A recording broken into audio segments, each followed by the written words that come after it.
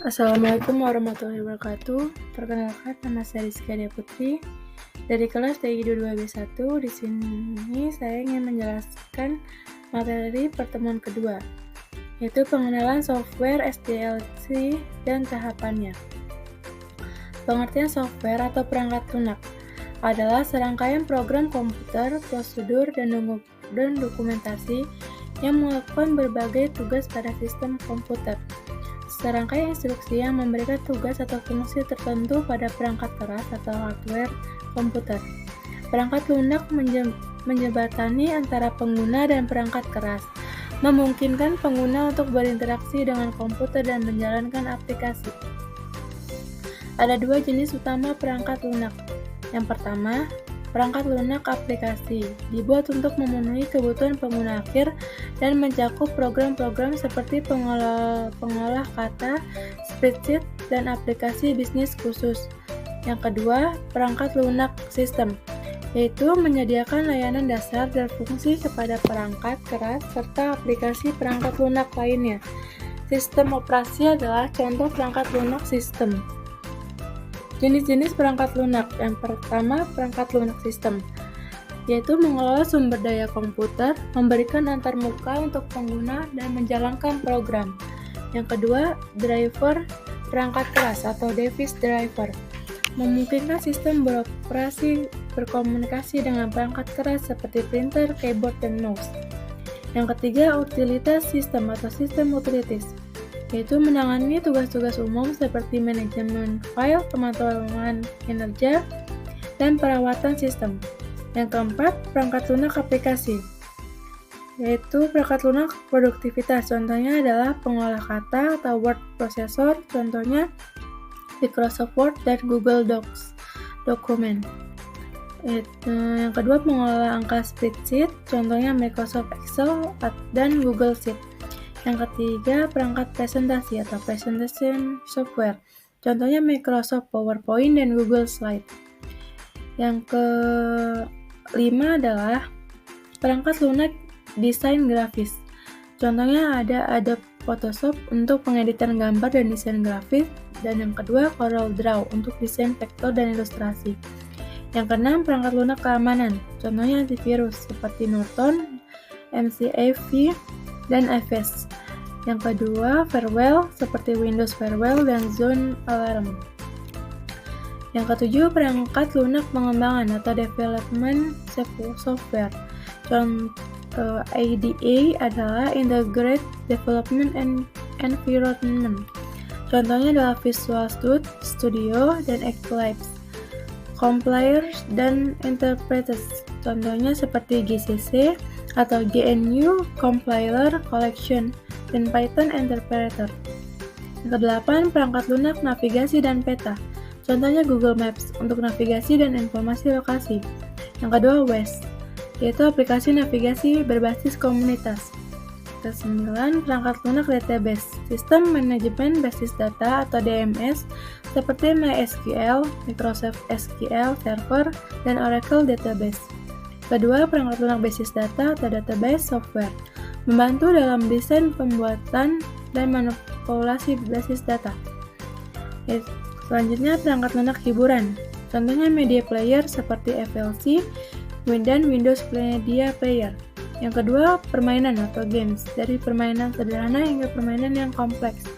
Aplikasi streaming musik dan video seperti Spotify dan Netflix.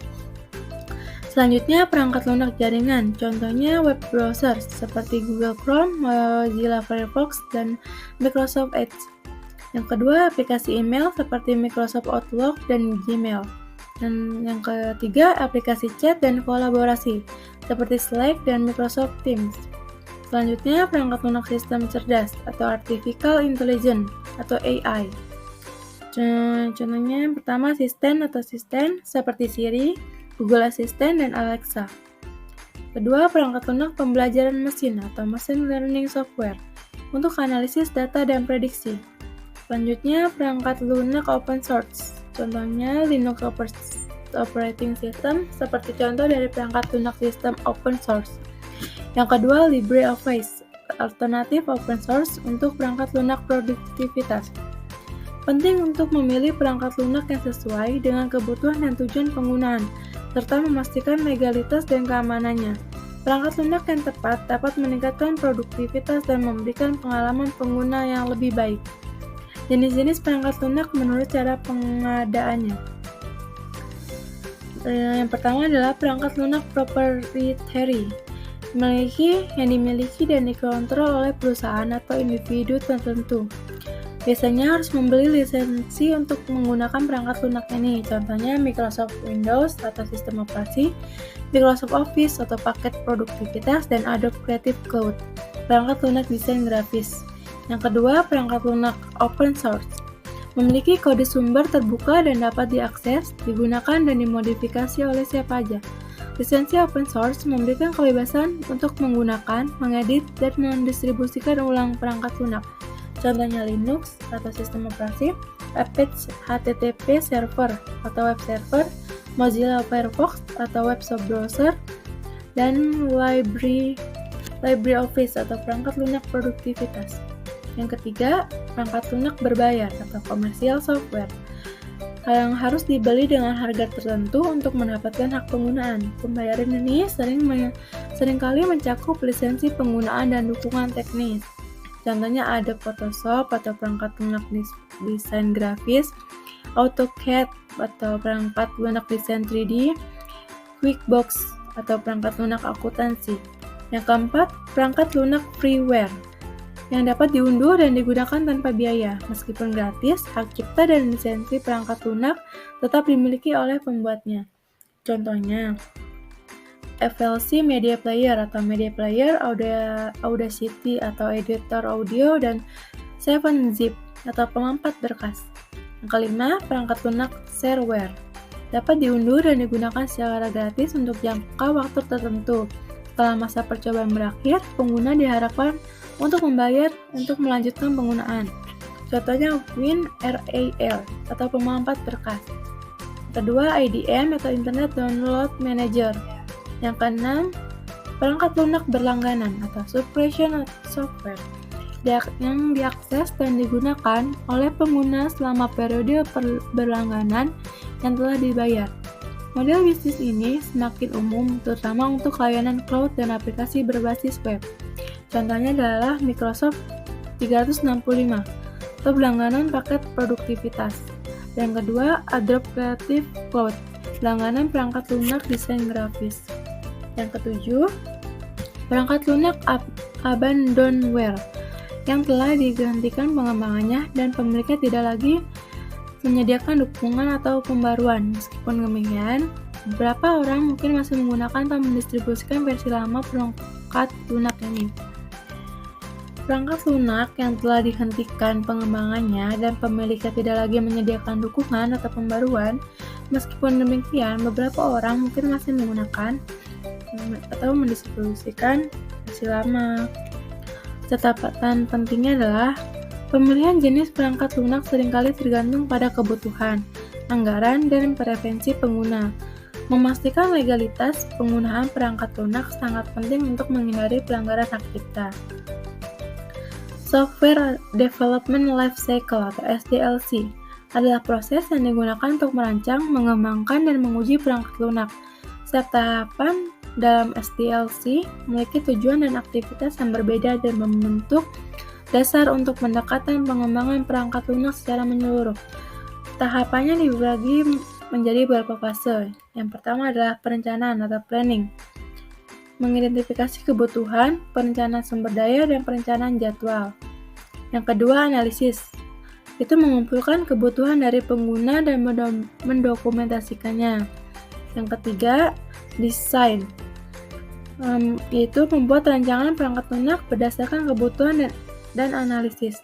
Yang keempat, implementasi, yaitu menulis kode berdasarkan desain yang telah dibuat. Proses ini juga mencakup pengujian unit, di mana setiap bagian kode diuji secara terpisah. Yang kelima, pengujian atau testing, mengidentifikasi dan memperbaiki bug, serta memastikan bahwa perangkat lunak berfungsi sesuai dengan spesifikasi. Yang keenam, implementasi atau deployment, membawa perangkat lunak ke dalam lingkungan produksi dan membuatnya tersedia untuk pengguna akhir. Yang ketujuh, pemeliharaan atau maintenance, mengevaluasi dan memperbaiki kesalahan atau perubahan yang diperlukan setelah perangkat lunak diterapkan. Contoh pentingnya adalah iterasi dan siklus hidup rekayasa lunak. SDLC dapat linear atau waterfall atau iteratif, misalnya metode Agile. Metode iteratif memungkinkan perkembangan bertahap dan penyesuaian berbasis umpan balik. Selanjutnya, kualitas dan dokumentasi. Kualitas perangkat lunak dan dokumentasi yang tepat sangat penting untuk keberhasilan proyek. Yang ketiga, manajemen proyek. Pengelolaan proyek yang baik melibatkan perencanaan, pemantauan, dan pengendalian untuk memastikan proyek berjalan sesuai dengan rencana. Pengembangan perangkat lunak adalah proses kompleks yang membutuhkan kolaborasi tim, pemahaman kebutuhan pengguna, dan perencanaan yang matang untuk mencapai hasil yang diinginkan. Tahapan perencanaan dalam SDLC merupakan langkah awal yang penting untuk menetapkan arah dan tujuan proyek pengembangan perangkat lunak. Berikut adalah penjelasan tahapan perencanaan dalam SDLC. Yang pertama, identifikasi proyek, yaitu melibatkan pemahaman menyeluruh tentang apa yang perlu dicapai. Tujuan dan batasan proyek adalah langkah awal dalam perencanaan. Yang kedua, analisis kelayakan atau feasibility analysis. Dari segi teknis, ekonomi, dan operasional, tujuannya adalah memastikan bahwa proyek dapat dilaksanakan dengan cara yang efektif dan menguntungkan. Yang ketiga, pengumpulan persyaratan atau requirement gathering, mengidentifikasi dan mendokumentasikan kebutuhan pengguna fungsional dan non-fungsional. Proses ini melibatkan interaksi dengan pemangku kepentingan untuk memahami perspektif dan ekspektasi mereka. Yang keempat, perencanaan sumber daya. Menentukan sumber daya yang diperlukan untuk proyek, termasuk manusia, perangkat keras, perangkat lunak, dan sumber lainnya. Yang kelima, penjadwalan proyek. Menetapkan waktu yang diperlukan untuk setiap tahapan pengembangan, termasuk penentuan waktu, mulai, dan selesai masing-masing tugas. Yang keenam, perencanaan anggaran. Menghitung biaya yang diperlukan untuk melaksanakan proyek ini, mencakup biaya sumber daya manusia, perangkat keras, perangkat lunak, dan biaya lain yang terkait dengan proyek. Yang ketujuh, perencanaan risiko. Mengidentifikasi potensi risiko yang dapat mempengaruhi proyek dan mengembangkan strategi untuk mengelolanya. Yang kedelapan, perencanaan pengendalian perubahan atau change control planning, yaitu menetapkan proses dan prosedur untuk mengendalikan perubahan yang mungkin terjadi selama siklus pengembangan. Ini termasuk evaluasi, persetujuan, dan dokumentasi perubahan. Yang kesembilan, dokumentasi rencana, yaitu menyusun dan mendokumentasikan rencana perencanaan, termasuk tujuan, jadwal, anggaran, risiko, dan prosedur pengendalian perubahan. Tahap perencanaan sangat penting karena menciptakan fondasi yang solid untuk proyek pengembangan perangkat lunak, membantu menghindari masalah di kemudian hari, dan memastikan keberhasilan keseluruhan proyek. Manfaat tahapan perencanaan dalam SDLC, yaitu memastikan pemahaman yang jelas tentang tujuan dan persyaratan proyek, mengidentifikasi dan mengelola risiko secara proaktif, membantu dalam alokasi sumber daya yang efisien, menentukan jadwal proyek yang realistis, memberikan dasar bagi pengendalian perubahan selama siklus pengembangan. Tahap perencanaan sangat penting karena menciptakan fondasi yang solid untuk proyek pengembangan perangkat lunak, membantu menghindari masalah di kemudian hari, dan memastikan keberhasilan keseluruhan proyek.